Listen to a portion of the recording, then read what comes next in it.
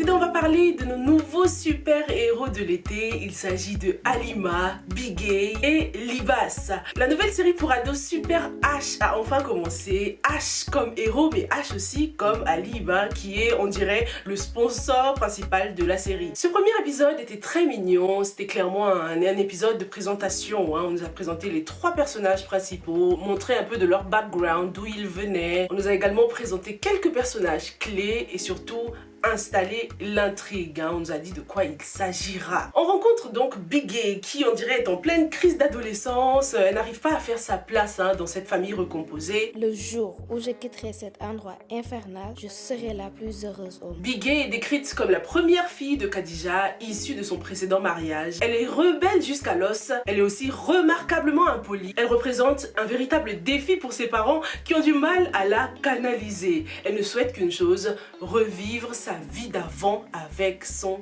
papa. Une vraie daddy's girl. Son père lui manque beaucoup et elle a clairement pris sa décision. Elle a fait son sac pour aller le rejoindre. Mais quelle bornée celle-là. Ce n'est clairement pas du tout l'un des caractéristiques que Monsieur Ali Baba recherche. Pour faire partie des Super H, il faut être poli, il faut être respectueux des aînés, il faut avoir de la compassion, de l'amour et faire preuve de responsabilité. Oh my goodness.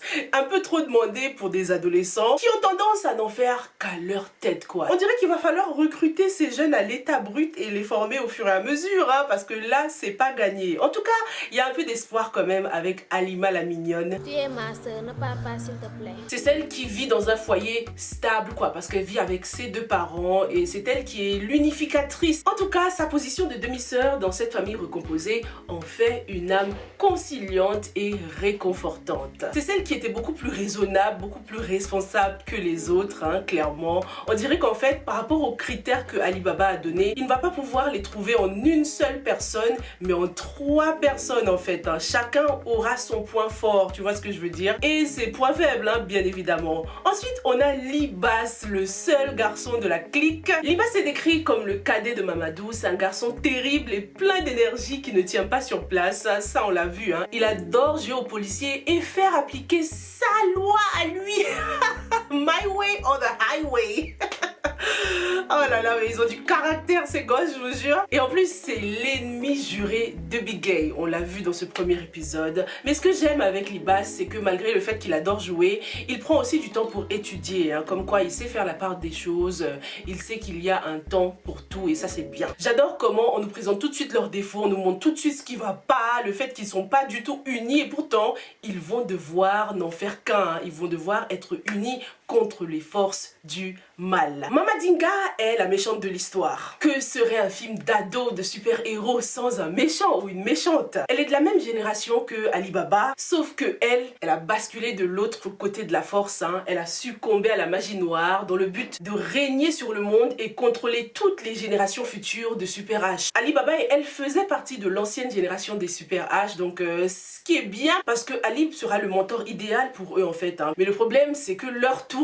Mama Dinga est de plus en plus puissante, Ali Baba est de moins en moins puissant et Mama Dinga va tout faire pour l'empêcher de trouver ses nouveaux super-héros. En tout cas, il est sur la bonne voie, Ali Baba. Il est tombé sur Bigay quand elle n'était pas en pleine forme, quand elle était en mode énervée. Du coup, Ali Baba va devoir faire preuve d'ingéniosité pour trouver les futurs Super H. Parce que déjà, c'est sûr qu'il peut pas se promener dans la ville habillé comme ça. Les gens vont se dire, mais il sort d'où lui? C'est quoi ce marabout façon? Du coup, il va devoir se déguiser de temps en temps, se faire passer pour quelqu'un d'autre, tantôt mendiant, tantôt magicien. On lui souhaite bon courage. Que serait une série d'ados aussi sans des jumelles, des petites pestes toutes mignonnes là? Tu n'arrives toujours pas à savoir qui est Adama, qui est Awa. Et sans un petit personnage potelé là qui nous fait rire, qui est très maladroit. On adore, il y a vraiment tous les ingrédients pour que cette série soit une réussite.